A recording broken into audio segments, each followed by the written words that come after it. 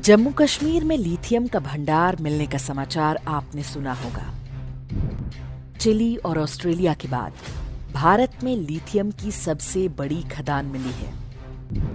Lithium का प्रयोग mobile phone, electric car समेत कई उपकरणों में होता है।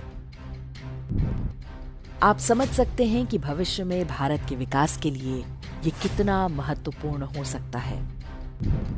हर किसी को विश्वास है कि हमारी सरकार लिथियम के इस भंडार की सुरक्षा करेगी और ये किसी अन्य देश के हाथ नहीं लगेगा। ये बात हम क्यों कर रहे हैं, इसे समझने के लिए आपको थोरियम की कहानी जाननी चाहिए। थोरियम एक रेडियो एक्टिव धातु है जिसका प्रयोग परमाणु ऊर्जा के लिए होता है। ऑस्ट्रेलिया, ब्राजील और भारत विश्व के सबसे बड़े थोरियम उत्पादक देश हैं। आंध्र प्रदेश, तमिलनाडु और ओडिशा के समुद्र तटीय क्षेत्र इसका भंडार है। यहाँ की रेत में इल्मेनाइट और मोनेजाइट नाम के खनिज पाए जाते हैं जिनसे थोरियम निकाला जाता है। एक अनुमान के अनुसार विश्व का लगभग 1/3 थोरियम भारत में है। लगभग 70 वर्ष पहले महानतम वैज्ञानिक होमी जहांगीर भाभा ने थोरियम को भारत के भविष्य का परमाणु ईंधन बताया था। वर्ष 2004 में कांग्रेस के सत्ता में आने से पहले तक थोरियम आधारित फास्ट ब्रीडर टेक्नोलॉजी यानी FBT में भारत विश्व में अग्रणी था। इस समय अनुमान जताया जाता था कि 10 वर्ष के अंदर कम से कम 1 गीगावाट का थोरियम आधारित रिएक्टर तैयार कर लिया जाएगा। लेकिन तभी मनमोहन सिंह सरकार ने रहस्यमय ढंग से थोरियम प्रोजेक्ट को ठंडे बस्ते में डाल दिया। ये एक तरह से अलिखित और अघोषित नीति थी। अभी तक जो परमाणु रिएक्टर हैं, उनमें यूरेनियम का प्रयोग होता है। भारत में यूरेनियम बहुत कम पाया जाता है और इसे विदेशों से मंगाना पड़ता है।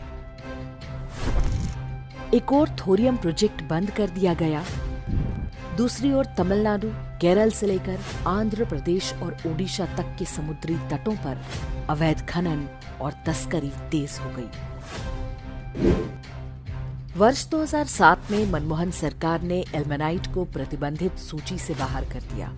इसके बाद तो मानो लूट ही मच गई।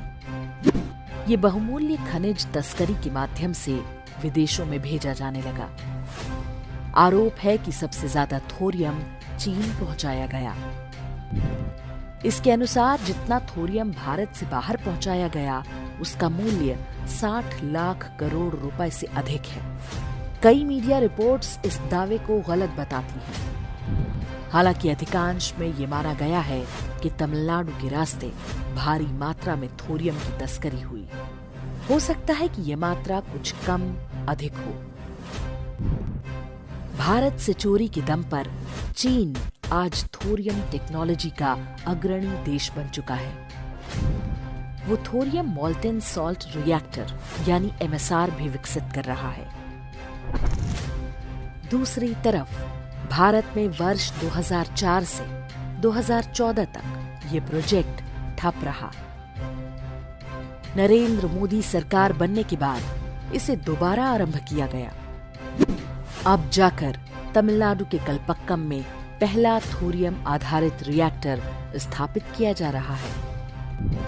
थोरियम घोटाले का ये विषय 2014 के लोकसभा चुनाव के समय भी उछला था, लेकिन तब तक बहुत देर हो चुकी थी। अब जब देश में लिथियम का भंडार मिला है, तो भी बहुत सतर्क रहने की आवश्यकता है। आश्चर्य नहीं कि अगले कुछ दिनों में जम्मू कश्मीर में पर्यावरण रक्षा के नाम पर नौटंकी आरंभ हो जाए। हो सकता है कि लिथियम के उत्खनन पर रोक लगवाने के लिए सर्वोच्च न्यायालय में सुनवाई भी आरंभ हो जाए। ऐसी देश विरोधी याचिकाओं पर सुनवाई के लिए हमारी न्यायपालिका सदैव उत्सुक रहती है। एक नागरिक के रूप में हमें सजग रहना होगा ताकि थोरियम वाला हाल लिथियम का भी ना हो जाए।